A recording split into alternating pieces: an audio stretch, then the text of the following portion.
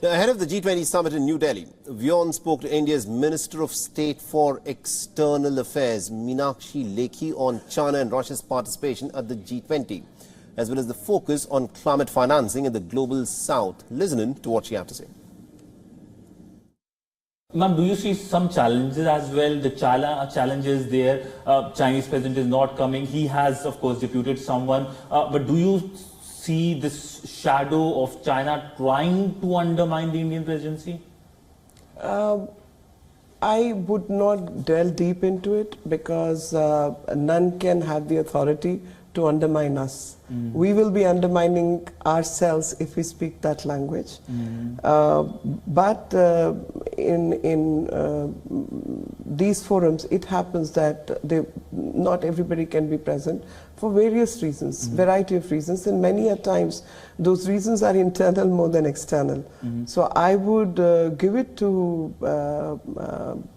Chinese government. It's up to them at what level they want to be part of it. It's not for us to discuss at all. Also, one of the big focus is climate change issue and artificial intelligence. What kind of conversations do you expect or outcomes do you expect from the G20 summit on these issues?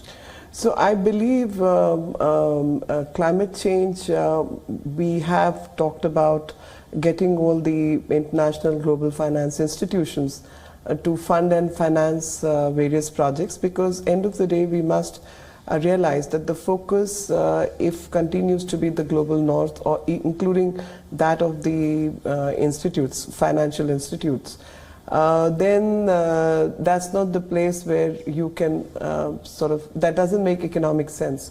The projects, the countries, the places where the growth is going to come from, if you analyze, the 3/4 of it will be coming from the emerging economies. So that's where the finance is needed, number one. Number two, finance is needed in the global south countries because they are the ones who are impacted the most. How India will become the voice of the global south after this summit? In this particular presidency, we have tried to bring global south on the agenda. Because from understanding perspective, as I had spoken initially, that getting a comprehensive idea about every subject. So global south one is not a pejorative term which it used to be at one time. It is a term where you seek participation because these are the countries which are actually rich countries in terms of resources.